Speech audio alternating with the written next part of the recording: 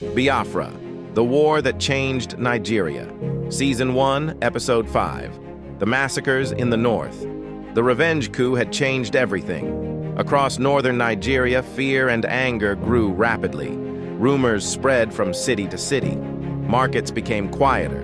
Neighbors who once laughed together now watched each other with suspicion. For many Eastern families living in the north, uncertainty filled the air. Some hoped the violence would pass. Others feared something terrible was coming.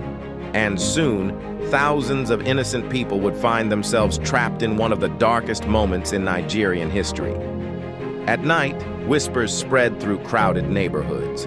Stories of attacks began moving from house to house. Some families packed quietly before sunrise. Others stayed, believing the danger would never reach them. But fear was growing faster than truth. And for many Easterners, home no longer felt safe. Then suddenly, violence exploded across several northern cities. Crowds ran through streets in panic. Shops were abandoned. Families became separated in the confusion. Many innocent people were attacked simply because of where they came from. The fear was overwhelming. And for thousands of Easterners, survival became the only goal.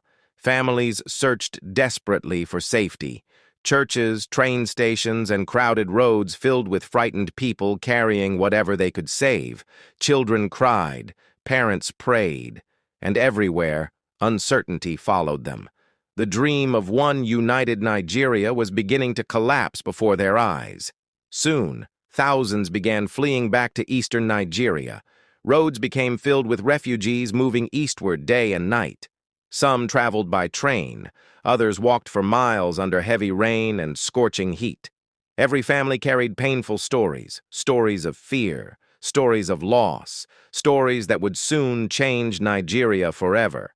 As refugees reached the east, they shared terrifying stories of what they had witnessed. Entire communities gathered to listen. Fear quickly turned into anger. Many people no longer believed Nigeria could remain united after so much suffering.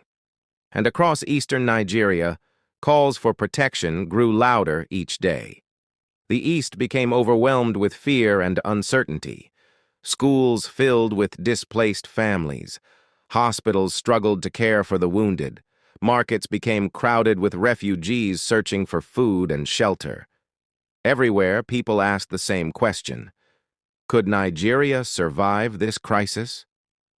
In eastern Nigeria, military governor Chukwuemeka Odumegwu Ojukwu watched the crisis closely.